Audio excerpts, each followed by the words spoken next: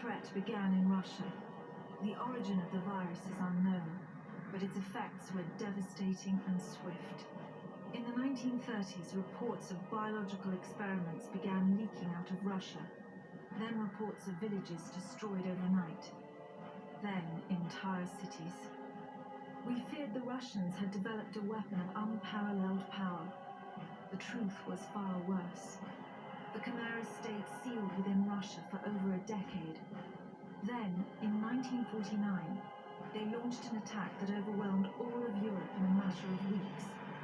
For several months we thought England was safe. But in October of 1950, the Khmer burrowed under the Channel. We had prepared for them, but in 3 months' time, the war was lost. We abandoned the cities to the Khmer and retreated to scattered military bases and outposts. The Khmer had won. On July the 11th, 1951, the Americans launched an assault on the eastern coast of England.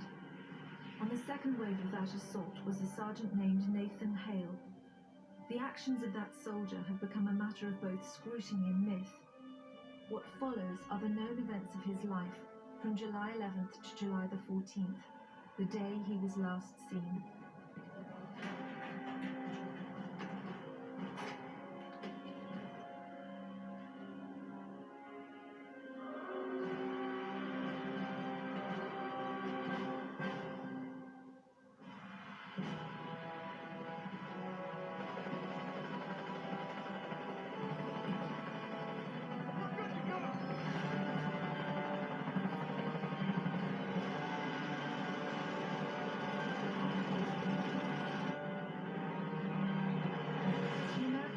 Had no idea what they would soon be facing. The US government had sealed its borders in 1950. Radio waves and newspapers became state property. Only the highest levels of their government knew the truth. The operation was an exchange. The Americans were bringing supplies and tanks into York. We were giving them our one secret weapon, something we could offer that they couldn't build themselves. I was the commander of the convoy team that was to meet the US soldiers. We were ambushed in Manchester on the way to the rendezvous. There was no way to warn the Americans. They were on their own in York, fighting an enemy they knew nothing about. We never learnt exactly what happened there.